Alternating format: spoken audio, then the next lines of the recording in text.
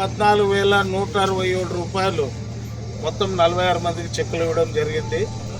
ఇప్పటి వరకు నా ద్వారా ఆదోని నియోజకవర్గానికి సంబంధించి నాకు వచ్చిన అప్లికేషన్లు 326 అప్లికేషన్లు గవర్నమెంట్ నామ్స్ ప్రకారం ఫిలప్ చేసి ముఖ్యమంత్రి గారి పేషీకి ఇవ్వడం జరిగింది.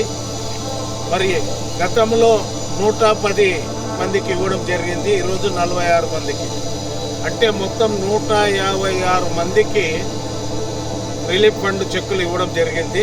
ఇంకా 170 అప్లికేషన్లు సీఎంఓ ఆఫీస్లో పరిశీలనలో ఉన్నాయి. అవి కూడా 1-2-3 నెలల్లో అవి కూడా వస్తాయి. మరలా రోజు కూడా అప్లికేషన్లు వస్తూ ఉన్నాయి. అంటే ఆదోని నియోజకవర్గంలో ఏ పార్టీకి సంబంధించిన ప్రజలు ఉన్నా కానీ, కాన్షియన్స్లో ఉన్న ప్రజలు ఎవరైనా కానీ వాళ్ళవి ఆసుపత్రిలో చూపించుకున్నవన్నీ తెచ్చిస్తే అవన్నీ కూడా మరి మేము దాన్ని గవర్నమెంట్ నామ్స్ ప్రకారం ఏ రకంగా భర్తీ చేసి అవన్నీ కూడా తీసుకుని పోయి ముఖ్యమంత్రి గారి పేజీలో ఇవ్వడం జరుగుతుంది. చెక్కులు రొటీన్గా వస్తాయి, అందరూ కూడా ఇస్తాం. ఈ అవకాశాన్ని మన నియోజకవర్గంలో ఉన్న ప్రజలందరూ కూడా సద్వినియోగం చేసుకుంటారని నేను భావిస్తున్నా.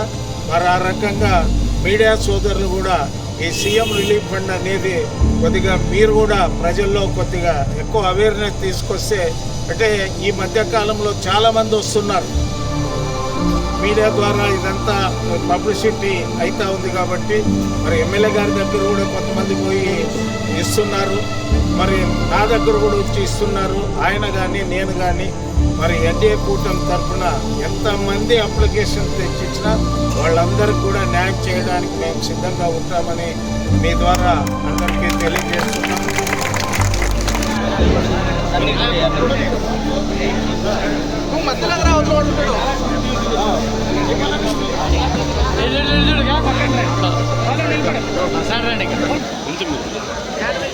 ముందురా